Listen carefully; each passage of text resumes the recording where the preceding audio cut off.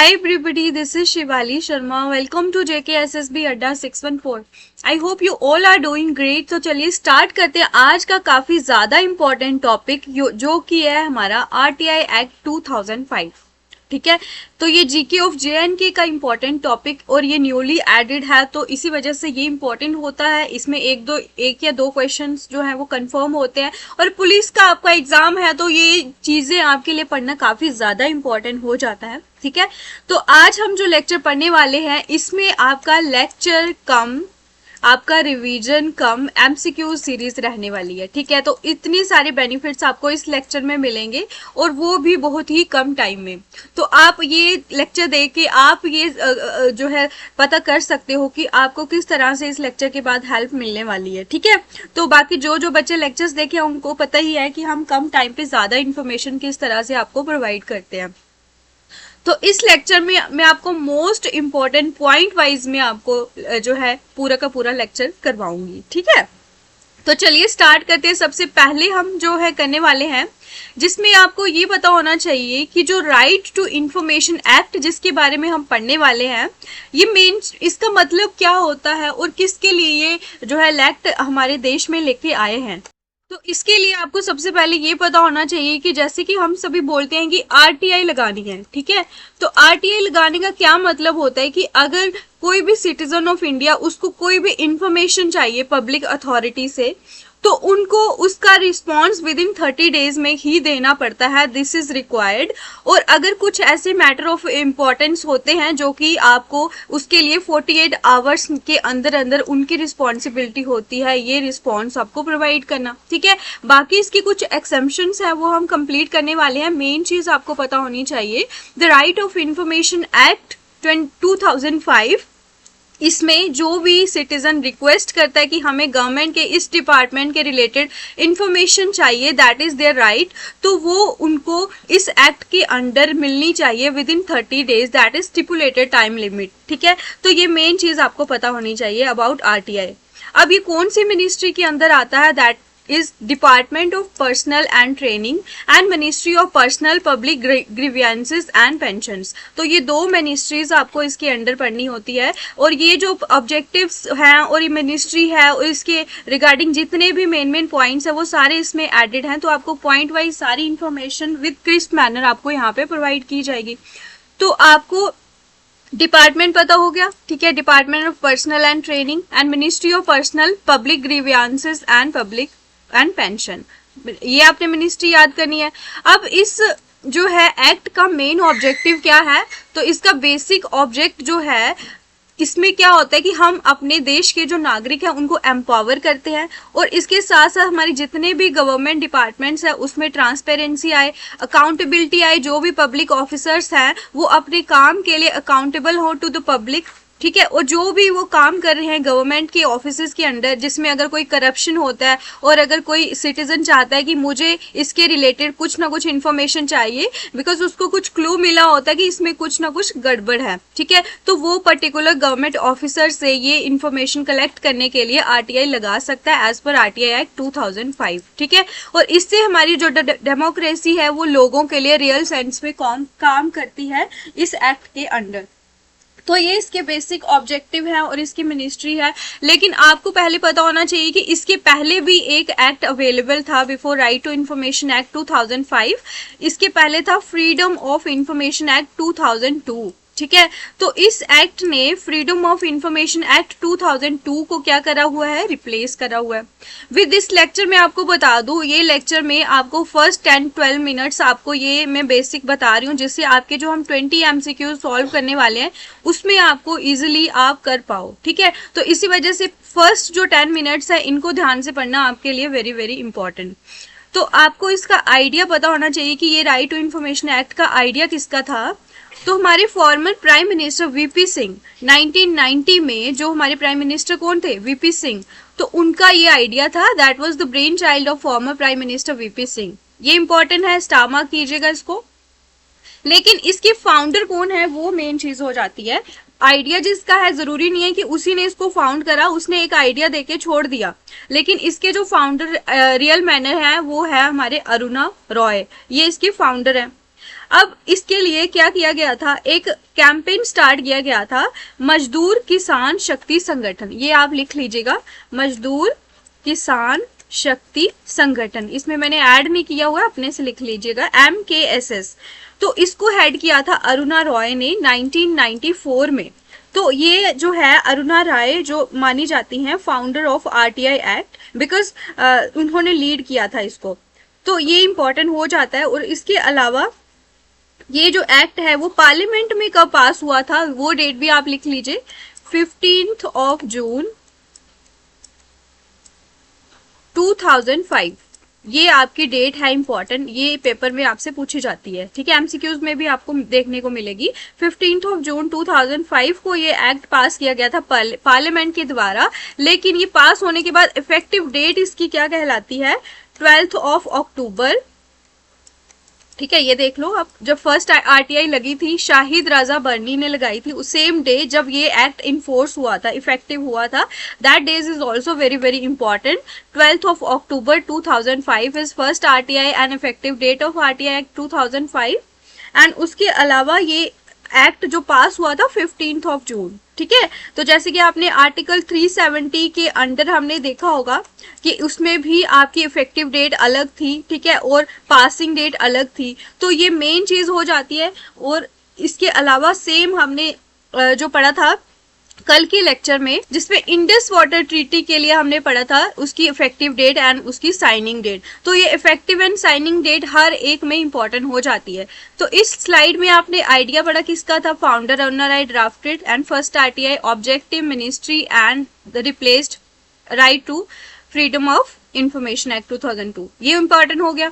उसके अलावा इसकी जो टाइम लिमिट आपको पता होनी चाहिए, इसमें अगर आप किसी भी पब्लिक इंफॉर्मेशन ऑफिसर से रिक्वेस्ट करते हो इंफॉर्मेशन के लिए, तो ये उसके लिए कंपलसरी हो जाता है विद इन 30 डेज आपकी रिस्पॉन्ड करे आपकी रिक्वेस्ट को, ठीक है। लेकिन अगर इन केस 30 डेज की लिमिट आपकी पास हो जाती है, तो आप जो है फर्स्ट एपलेट अथॉरिटी से ये आप रिक्वेस्ट कर सकते हो, वो आपके PIO जो है आपका पब्लिक इंफॉर्मेशन ऑफिसर के अगेंस्ट जो उसने डिसीजन लिया उसको सुनेगा। कौन? अगर इन केस आपकी 30 डेज की लिमिट क्रॉस होती है ना, तो आप किसके पास जाओगे, फर्स्ट एपलेट अथॉरिटी, ठीक है, वो सुनेगा आपकी जो भी डिसीजन आपके प्रीवियस पब्लिक इंफॉर्मेशन ऑफिसर ने दिए, ठीक है, उसके अगेंस्ट। अब ये जो पर्टिकुलर टाइम दोबारा आप जा रहे हो रिक्वेस्ट के लिए, तो इसमें आपको 45 डेज से ज्यादा नहीं उनके पास नहीं होते हैं, वो भी अगर 30 डेज से 45 डेज तक का अगर वो टाइम लेते हैं, तो उनको विद रीजंस बताना पड़ता है कि उनको ये 15 डेज एक्स्ट्रा क्यों लगे, ठीक है, that is their accountability and duty. तो ये उनको पहले उनकी रिस्पॉन्सिबिलिटी है, और आपके लिए मैक्सिमम टाइम लिमिट है 45 डेज, ठीक है।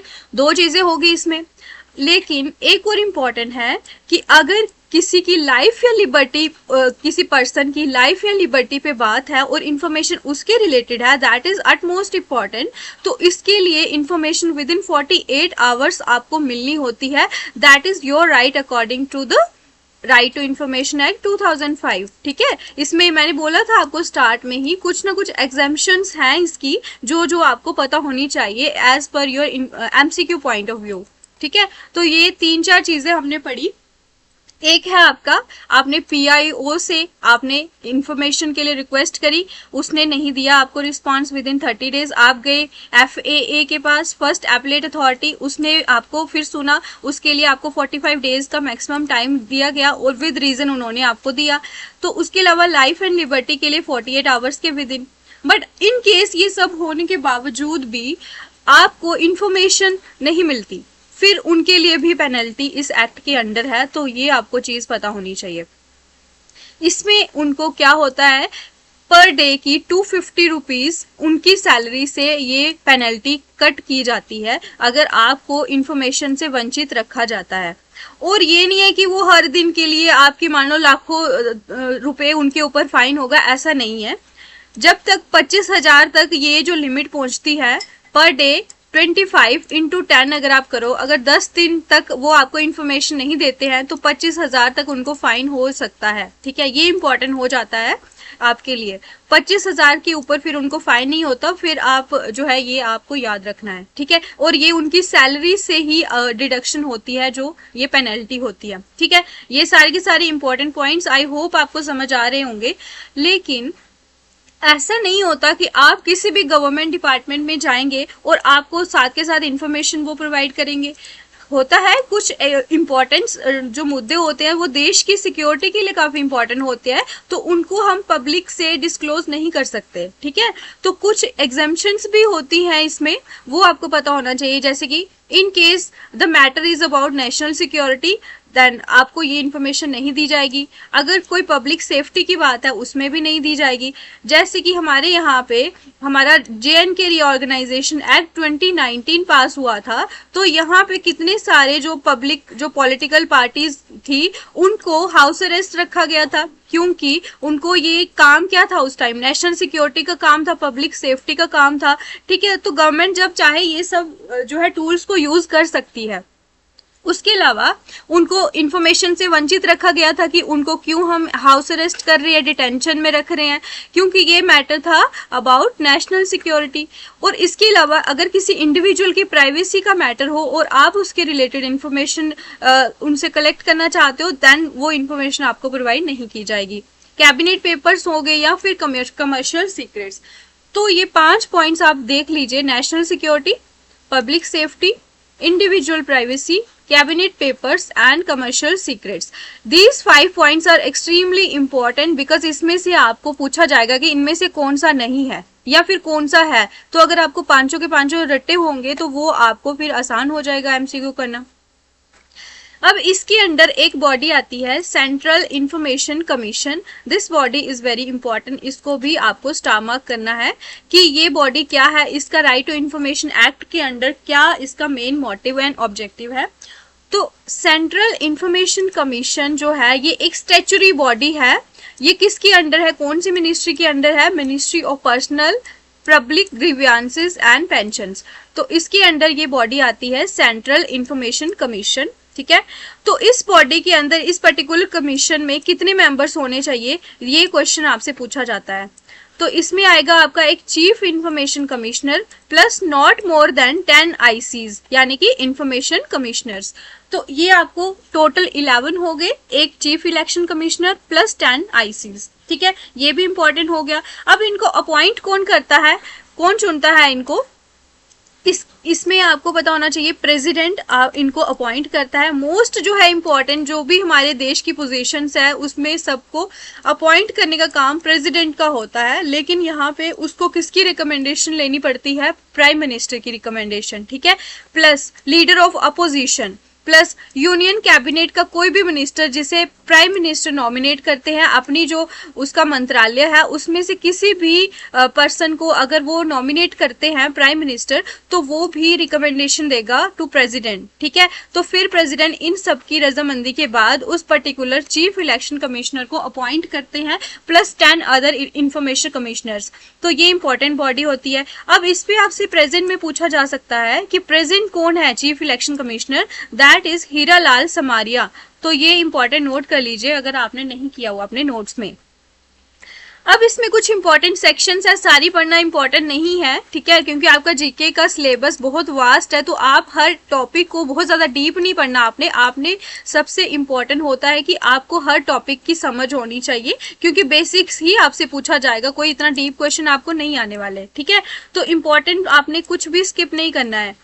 सेक्शन 3 जो है आपकी, इसमें हर सिटीजन जो है उसके पास ये राइट है, राइट टू इंफॉर्मेशन कलेक्ट करना फ्रॉम गवर्नमेंट अथॉरिटी। ठीक है, सेक्शन 3 के अंडर आता है, ये सेक्शन मोस्ट इंपॉर्टेंट है आपके लिए।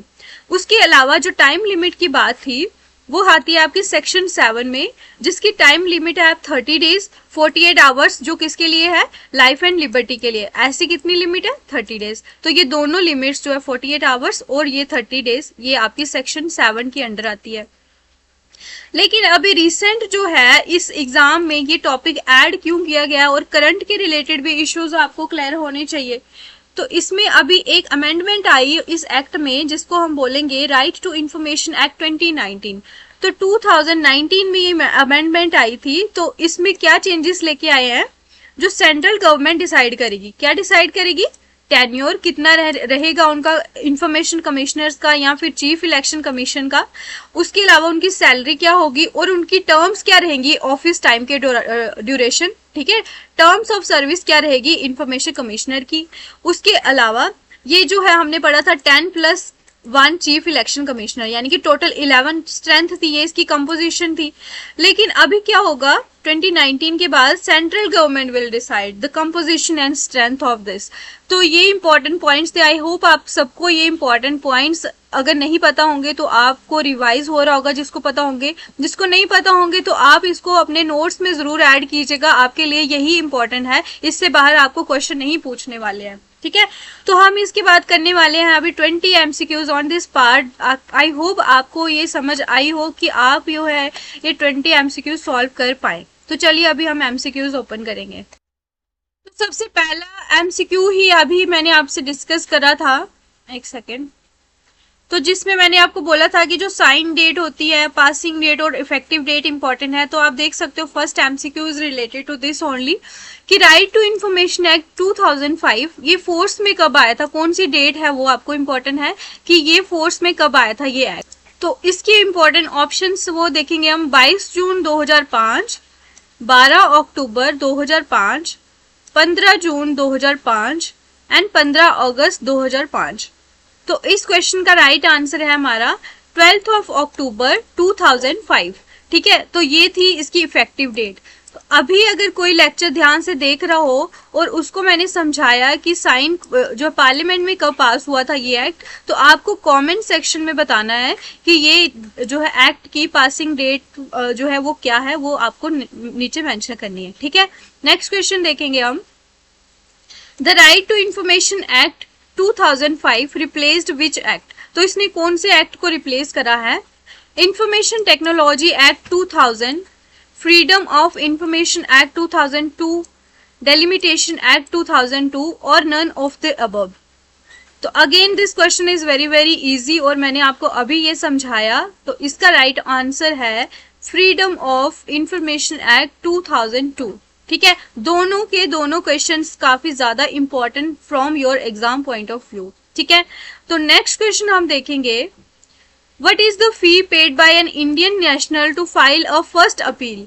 तो अगर आप फर्स्ट अपील कर रहे हो RTI के लिए तो आपको कितनी फी उसमें पे करनी पड़ेगी। तो ये भी इम्पोर्टेंट है क्योंकि सिटीजन्स को पता नहीं होता कि उनको पैसे नहीं देने पड़ते हैं इसके लिए, वो सोचते हैं कि पैसे देने पड़ेंगे। ऑप्शंस है ₹10, ₹50, ₹20 और नन ऑफ द अबव। तो राइट आंसर है इसका नन ऑफ द अबव। तो आप देख सकते हो विद इन 17 मिनट्स हमने सारे के सारे इंपॉर्टेंट फैक्ट्स जो आपके किसी और चैनल पे आपको कराते तो आपको कम से कम 2 घंटे का वो एक्स्ट्रा उसको खींच खींच के आपको इतना एक्सप्लेन करते और टाइम वेस्ट आपका अलग करते, लेकिन आपको इतने कम टाइम में इतनी एक्स्ट्रा इन्फॉर्मेशन मिल रही है। तो आपका भी ये मेन जो होना चाहिए कि आप चैनल पे सब्सक्राइब करो और लाइक करो और कॉमेंट करो, जो कि कॉमेंट आप करने में बहुत ज़्यादा लेजी हो सारे के सारे। अगर आपको कोई लेक्चर पसंद आता नहीं आता तो आपको उसके लिए ज़रूर मेंशन करना होता है। तो सामने वाले की भी मेहनत के लिए ये जो है एक होता है कि हाँ कोई देख रहा है तो उस कमेंट कर रहा है, उसको पता चलता है कि कैसा लेक्चर वो आगे बनाए, ठीक है। तो I will request to all of you to mention your suggestion in comment section below so that we can enhance our जो भी हमारे लेक्चर्स आने वाले हैं उनको हम अच्छे से और बनाएं, ठीक है। उनके लिए और इन्फॉर्मेशन और जो भी इंपॉर्टेंट टॉपिक्स आप लोगों को नहीं आ रहे हैं आप कमेंट्स में बता सकते हो, हम उस पर लेक्चर्स लेके आएंगे, ठीक है। नेक्स्ट क्वेश्चन, अब इसमें एक एज क्राइटेरिया आपको पता होना चाहिए कि अगर आपको कोई RTI लगानी है तो उसके लिए एज क्राइटेरिया क्या रहने वाला है। ऑप्शंस हम देखेंगे 18 years and above, 45 years and above, 16 years and above या फिर नो एज बार। तो इसके लिए भी कोई एज बार नहीं है, किसी भी एज का कोई भी जो है इंडिविजुअल जा सकता है RTI एप्लीकेशन लगा सकता है इंफॉर्मेशन के लिए, ठीक है। नेक्स्ट क्वेश्चन हम देखेंगे, who is the chief information commissioner of India. तो अभी प्रेजेंट में चीफ इलेक्शन कमिश्नर कौन है हमारा, वो आपको पता होना चाहिए। तो इसके ऑप्शंस हम देखेंगे, सुधीर भार्गवा, यशवर्धन कुमार सिन्हा, राधा कृष्ण माथुर या फिर बिमल जुल्का। तो इसका राइट आंसर मैंने आपको बताया था, इसमें ऑप्शंस गलत दिए हुए हैं, ठीक है, तो इसको आप इग्नोर कीजिए। इसका राइट आंसर है आपका हीरा लाल समारिया, ठीक है। तो हीरा लाल समारिया इसके अभी प्रेजेंट में चीफ इलेक्शन कमिश्नर हैं, जिन्होंने 6 नवंबर को 2023 में ये जो है ड्यूटी जो है ऑफिस में ये इन्होंने स्टार्ट करी थी, ठीक है। तो ये इंपॉर्टेंट है आपके लिए। Next question, the preamble of the RTI act, ठीक है, इसका जो प्रियम्बल है उसमें क्या बताया गया है, informed citizenry and transparency of information is vital to, कि ये जो सिटीजन के लिए जो इंफॉर्मेशन है और ये जो ट्रांसपेरेंसी है इंफॉर्मेशन की, ये इंपॉर्टेंट किसके लिए है? ऑप्शंस है इरेडिकेट करने के लिए करप्शन, या फिर प्रमोट करने के लिए, या फिर कंटेन, या फिर मेजर, किसके लिए इंपॉर्टेंट है? तो इससे हमें क्या पता चलता है कि अगर किसी भी पर्टिकुलर ऑफिस में कोई इंफॉर्मेशन है कि यहाँ पे करप्शन है, तो हमें पता चलेगा कि उसमें कोई करप्शन तो नहीं है, कंटेन करप्शन तो नहीं है। तो इस एक्ट के प्रियम्बल में ये लिखा हुआ है कि इसमें इंफॉर्मेशन और ट्रांसपेरेंसी किसके लिए वाइटल है, इंपॉर्टेंट है, कंटेन करप्शन, ठीक है, कोई करप्शन उसमें ना हो। अब right to information act is act number dash of 2005। तो ये 2005 का एक्ट नंबर कौन सा है, राइट टू इंफॉर्मेशन एक्ट? तो जो हमने लेक्चर में पढ़ा उसके ज्यादा उससे बाहर कोई भी क्वेश्चन होगा तो हम यहाँ एमसीक्यूज में इसीलिए सॉल्व कर रहे हैं, ठीक है, आपके लिए आसान हो जाएगा। आपको इसी तरह के लेक्चर चाहिए तो आप कमेंट्स में वो लेक्चर आप अपने जो है टॉपिक्स का नाम बताइए, हम उस पर लेके आएंगे। लेकिन इसके लिए आपको फिर कॉमेंट करना पड़ेगा, शायद वो काफी ज्यादा टफ हो जाएगा आपके लिए, है ना, कॉमेंट करना। चलिए कोई बात नहीं। राइट टू इंफॉर्मेशन एक्ट 2005 कौन सा है? Act number 22। Act number 22 of 2005 जो है ये इस एक्ट का एक्ट नंबर है। एक्ट नंबर मोस्ट इंपॉर्टेंट है, ये आप स्टार मार्क कीजिए। Next question, record under RTI act 2005, इसमें क्या क्या आप इसमें कौन कौन सी चीजें इंक्लूड होती है? Any document, manuscript, any microfilm, microfiche, facsimile copy of और डॉक्यूमेंट, या ऑल ऑफ द अबव। तो इस एक्ट में क्या क्या चीजें जो है इंक्लूड होती है रिकॉर्ड में? कोई भी डॉक्यूमेंट हो, ठीक है, ये सारे के सारे, ऑल ऑफ द अबव, ठीक है, any document, manuscript, any microfilm, microfiche, facsimile copy of document, या फिर all of the above. Next, right to information act 2005 receive the assent of president on, president की जो है वहां पे मंजूरी कब मिली थी? ऑप्शंस 15 जून 2005, 8 दिसंबर 2004, 14 नवंबर 2005, या फिर 24 जनवरी 2005। तो इस क्वेश्चन का राइट आंसर है आपका 15 जून 2005। मोस्ट इंपॉर्टेंट पॉइंट है, तब इसकी मंजूरी मिली थी और ये पास हुआ था पार्लियामेंट में। जो मैंने आपको बोला था नीचे कमेंट में कीजिए, ये उसका राइट आंसर है कि इसमें इसको एसेंट मिला था, ठीक है। नेक्स्ट क्वेश्चन, टाइम वेस्ट हम बिल्कुल नहीं करते हैं, आपको जस्ट क्रिस्प इंफॉर्मेशन मिलेगी। Indian citizens have the right to information held by the public authority because of, जो इंडियन सिटीजन्स है उनके पास ये राइट है इंफॉर्मेशन का, जो कि उनको पब्लिक अथॉरिटी के द्वारा मिलना चाहिए।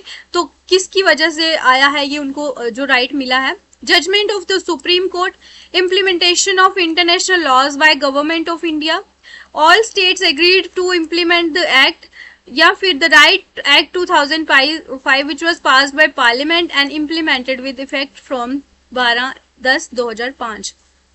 तो अगेन ये इंपॉर्टेंट है और ये आसान क्वेश्चन है। इसका राइट आंसर है आंसर नंबर 4, ठीक है। तो ये इफेक्टिव डेट आपको बताई गई 12 अक्टूबर और पास हुआ था 15 जून, ठीक है। तो ये आप देख सकते हो, अभी हमने जस्ट पढ़ा 15 जून 2005 और इफेक्टिव हुआ था, ये यहाँ से लागू होना स्टार्ट हो गया था, ठीक है, इफेक्टिव डेट। तो इसका ऑब्जेक्ट बताना है आरटीआई एक्ट का, to promote transparency in the working of public authorities, to promote accountability in the working of public authorities, to create informed citizenry, या फिर all of the above। तो इसका right answer है all of the above। Transparency पता करने के लिए, promote करने के लिए, अकाउंटेबिलिटी प्रमोट करने के लिए, और इन्फॉर्मेशन जो है हमारे सिटीजन्स के पास होनी चाहिए, ये इस एक्ट का मेन ऑब्जेक्टिव है। Next question, information is defined under which section of RTI act 2005। तो कौन सी जो है सेक्शन के अंदर जो इंफॉर्मेशन डिफाइन करी गई है आरटीआई एक्ट में? ऑप्शंस हैं section 2E, section 2F, section 2C और सेक्शन 2G। तो ये सेक्शन भी मोस्ट इंपॉर्टेंट हो जाती है, स्टार मार्क कीजिएगा। इसका राइट आंसर है सेक्शन 2F, ठीक है। Section 2F is under RTI act 2005। Next question, the basic object of right to information act 2005, इसका बेसिक ऑब्जेक्ट क्या है? To empower the citizens, to promote transparency and accountability in the working of the government, contain corruption या फिर all of the above. तो इसका basic object क्या है? इसमें सारे के सारे हमने पढ़े, कंटेन करप्शन हो अगर, टू प्रमोट ये जो ट्रांसपेरेंसी और सिटीजन को एम्पावर करना। Next question, which among the following fall under the category of information as defined in section 2F। मैंने बताया सेक्शन 2F में ये इंफॉर्मेशन जो कैटेगरी डिफाइन होती है, तो इसमें से कौन सी इंफॉर्मेशन होगी इस सेक्शन के अंडर? रिकॉर्ड्स, ईमेल्स, डॉक्यूमेंट्स या फिर ऑल ऑफ द। तो इसमें भी सारी चीजें आती हैं, रिकॉर्ड्स भी आएंगे, ईमेल्स भी आएंगे, डॉक्यूमेंट्स भी आएंगे। तो इसका भी अगेन राइट आंसर है आपका ऑल ऑफ द अबव। अब तक आपके कितने क्वेश्चन सही हो रहे हैं? 14 में से जो है आप मुझे बताइए अभी साथ के साथ, ठीक है, लाइव में। Next, the right to information act has been divided into how many chapters? 6, 4, 5, 7। तो कितने चैप्टर्स में ये राइट टू इंफॉर्मेशन एक्ट जो है डिवाइड हुआ है? तो अगेन ये मोस्ट इंपॉर्टेंट है, स्टार मार्क कीजिए। इसका राइट आंसर है 6 चैप्टर्स में ये डिवाइड हुआ है राइट टू इंफॉर्मेशन एक्ट, ठीक है। Next question, how many sections are provided in right to information act 2005? तो जैसे हमने इंडस वाटर ट्रीटी में आर्टिकल्स पढ़े थे, तो इसकी हमें सेक्शन पता होनी चाहिए। तो कमेंट में आपको बताना है इंडस वाटर ट्रीटी के कितने आर्टिकल्स थे। इंपॉर्टेंट है, नोट आप यहाँ नीचे कमेंट करोगे तो बाकी वालों को भी पता चलेगा, आपको भी याद हो जाएगा। तो इसकी सेक्शंस जो कि मैंने आपको नहीं करवाई है, क्योंकि सेक्शंस के ऊपर जरूरी नहीं है कि क्वेश्चन आता है, ठीक है। इंपॉर्टेंट पता होना चाहिए कितनी है, और मोस्ट इंपॉर्टेंट जो हमने बताई वो आप पढ़ लेना, ठीक है। बाकी अपने एंड से आपने पढ़नी होगी तो पढ़ लेना अगर आपके पास ज्यादा टाइम है। तो इस क्वेश्चन का राइट आंसर है ऑप्शन नंबर 31 सेक्शंस जो है इसमें, ऑप्शन नंबर 2, ठीक है। तो ये इंपॉर्टेंट है, 31 सेक्शन इसके अंदर टोटल है इस एक्ट के under.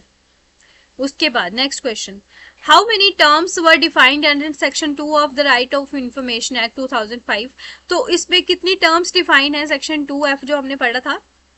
14 terms from A to N, 13 terms from A to M, both A and B are correct या फिर none of the above are? तो इसका राइट आंसर है 14 terms from A to N। तो most important है ये question भी, इस एक्ट के अंदर कितनी टर्म्स डिफाइन है? 14 टर्म्स, ठीक है, most important. Next question, appropriate government means right to information act 2005। तो इसके अंदर जो लिखा हुआ है अप्रोप्रिएट गवर्नमेंट, उसका क्या मतलब है? ऑप्शन है the central government, the union territory administration, the state government या फिर ऑल ऑफ द। तो अप्रोप्रिएट गवर्नमेंट में ये सारी की सारी आ जाएंगी, इसमें सेंट्रल भी आएगी, यूटी की एडमिनिस्ट्रेशन भी आएगी और स्टेट गवर्नमेंट भी आएगी, ठीक है। तो सेंट्रल गवर्नमेंट थोड़ी सारा का सारा देखेगी, ये सारी की सारी गवर्नमेंट्स इसमें एडेड है। नेक्स्ट क्वेश्चन, द चीफ, एक सेकेंड, 17 के बाद 18, हाँ ठीक है। अब 19 क्वेश्चन है हमारा, जो चीफ इलेक्शन कमिश्नर है वो उसको अपॉइंट कौन करेगा? तो अभी हमने पढ़ा था chief justice of India, president of India, parliament या फिर all of the above. Option का राइट आंसर है क्वेश्चन का president of India. Most important question है, आपको इस तरह के क्वेश्चन आएंगे जब पेपर होगा ना, आप फिर बताना मुझे कि आपको इसमें से क्या क्वेश्चन बाहर आया, ठीक है। Next question, what is the time limit to get the information under the right to information act 2005? 15, 25, 30 या 20? कितनी टाइम लिमिट बताई गई है इस एक्ट के अंडर? तो मोस्ट इंपॉर्टेंट है, ये है आपकी 30 डेज की टाइम लिमिट इसमें बताई गई है।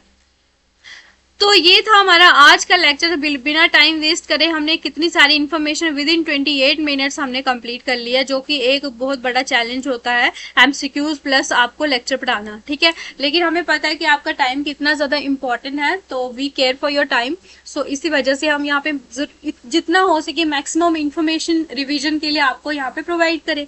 तो नेक्स्ट लेक्चर में भी आपको जुड़ना है, उसमें हम कंप्यूटर्स की जो सीरीज हमने स्टार्ट करी है वो हम यहाँ पे कर रहे हैं, तो उसको भी आप जरूर कंटिन्यू कीजिए, आपके लिए काफी इंपॉर्टेंट है वो भी। तो इसी के साथ मिलते हैं आपको नेक्स्ट लेक्चर में। तब तक अगर आपको लेक्चर अच्छा लगा, आपने जो है कमेंट सेक्शन में ज़रूर बताइए कितने मार्क्स आए हैं, और अपने फ्रेंड्स के साथ भी ज़रूर शेयर कीजिए, हमें भी इसमें रीच मिलेगी, हमें भी मोटिवेशन मिलेगी, ठीक है। तो ये है हमारे लिए, ठीक है। बाकी thanks for watching, do share, like and comment. JKSSB अड्डा 614।